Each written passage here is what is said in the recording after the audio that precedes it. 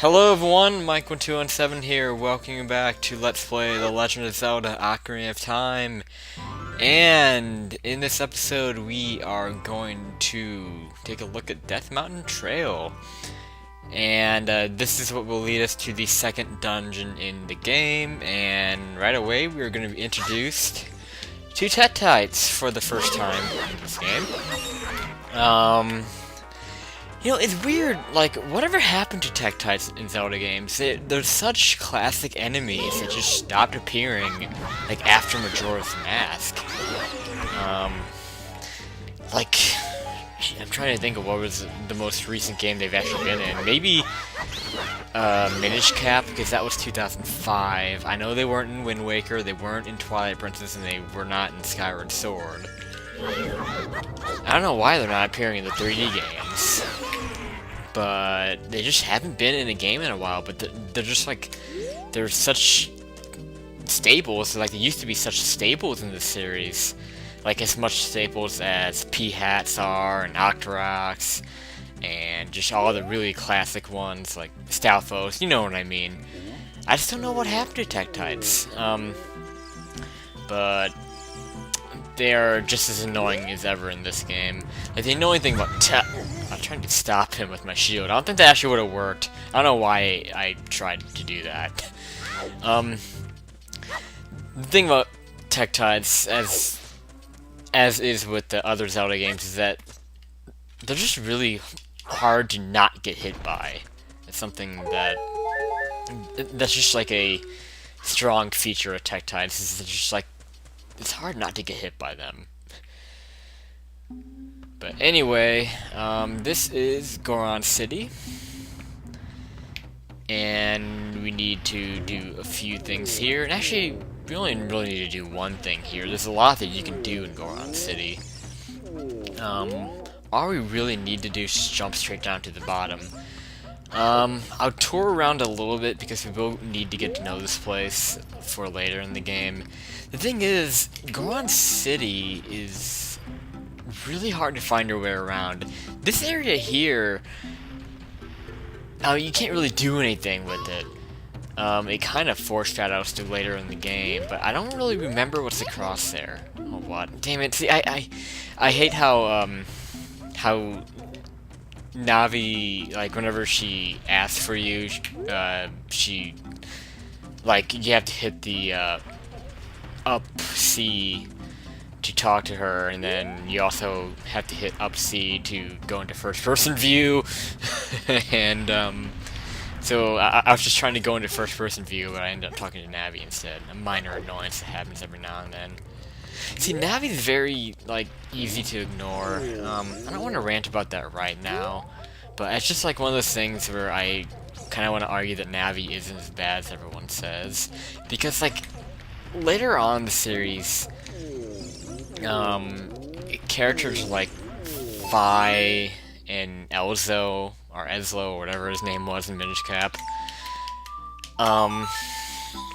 like, they force their tutorial on you all the time, and while Navi does do that a lot early in the game, she lays off later, and yeah, you do hear the "hey" all the time, and you see her icon flashing with the up C, but you don't have to hit it if you don't want to. But, I don't know, I can go on and on and on about the companion characters in Zelda games, the Navi characters, but this is not the time to do that. I'll wait till a very, very good time to discuss that, because that's a huge subject. Anyway, this guy is the leader of the Gorons. His name is Darunia, I think. Darunia? The reason, like, I know it sounds stupid for me to, like, not know this guy's name, because it's just because I get it confused with the Majora's Mask counterpart, Darmani. I think I am correct. Yeah, okay, well, he gives his name. I don't know why that was, like, I was unsure about that. I should know these things. This is Darunia, and he's really angry, and we need to make him happy. So, this is the point where I would always where I would need Saria's song. In order to make him happy, you need to play Saria's song. I'm trying to kind of pay attention to the text and see what he says to hint you to that. Because you really wouldn't know to do this. I mean, the thing is, whenever you pull out your Ocarina, and there's a place that you can actually play a song... Oh, it didn't play it. What the hell? I guess it's stand closer. There you go. Yeah, whenever there's something where you have to play a song to activate something, the jingle will play and the clef will show up automatically. So you can go... don't forget the song. No, see, okay, the C-Stick, I'll remind you that I'm playing the GameCube disc with the Master Quest on it. So that means I'm using a GameCube controller. It's kind of awkward to use the GameCube controller. Honestly, I would have preferred... Jeez, I don't want to talk over this. I really don't want to talk over this. Let's just let him have his stage here.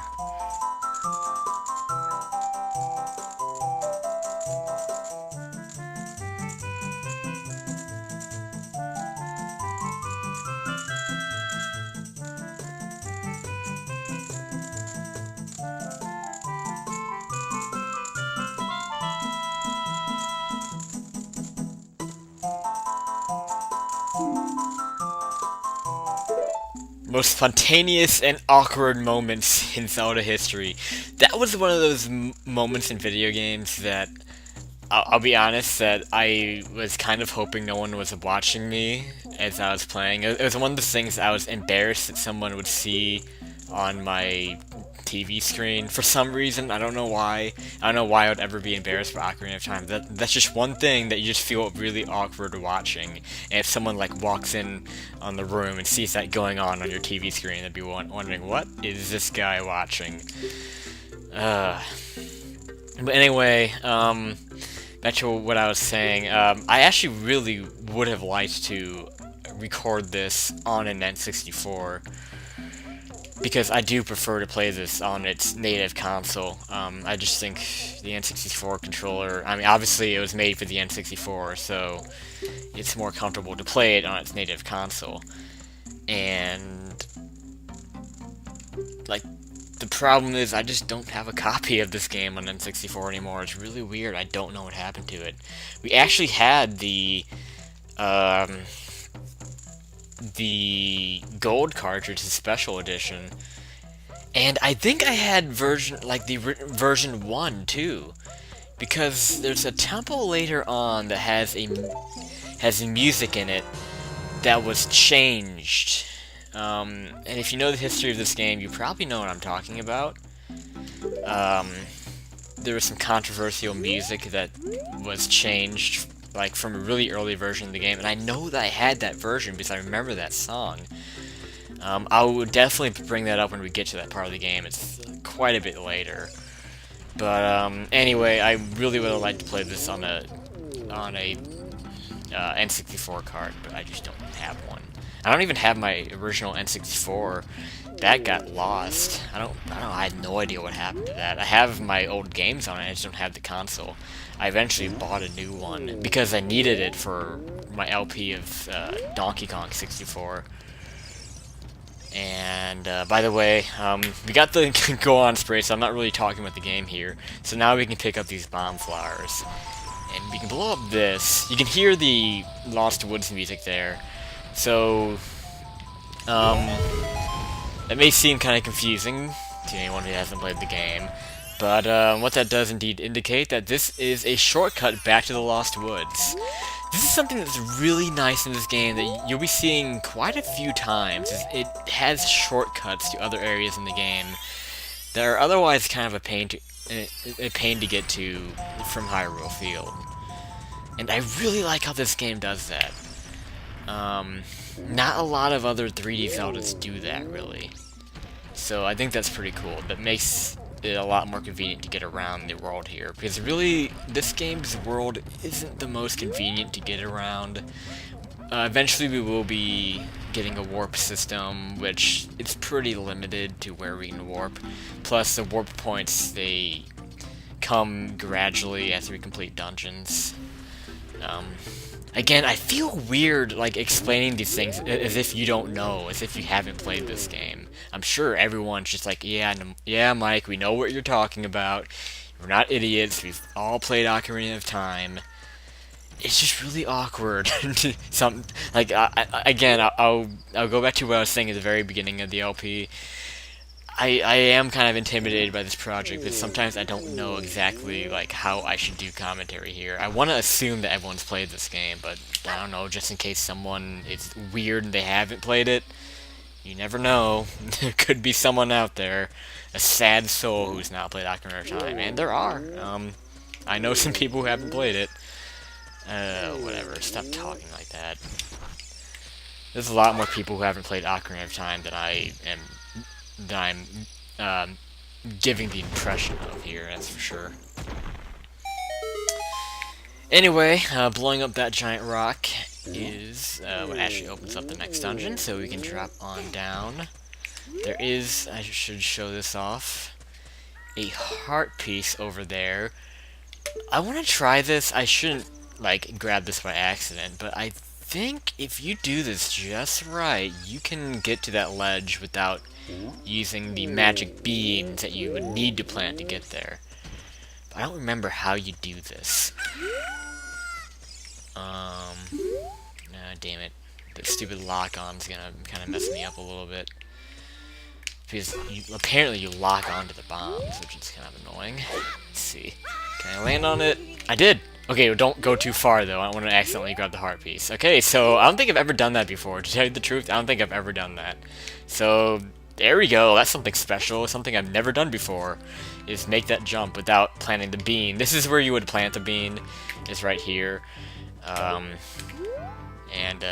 That's pretty much all I have to say about that. So let's go on in. And we're not quite starting the next dungeon. They make you do one more thing. I don't know why they put another thing you have to bomb, but whatever. So we'll have to bomb this. And welcome to the second dungeon, Dodongo's Cavern, which we will begin in the next episode of Let's Play The Legend of Zelda. Oh my god, I cannot do these subtitles. I've done 4 LPs of 3D Zeldas, and I keep like getting the titles mixed up. Ocarina of Time. That's not hard. We'll be back next time on Ocarina of Time. Thanks for watching, and take care.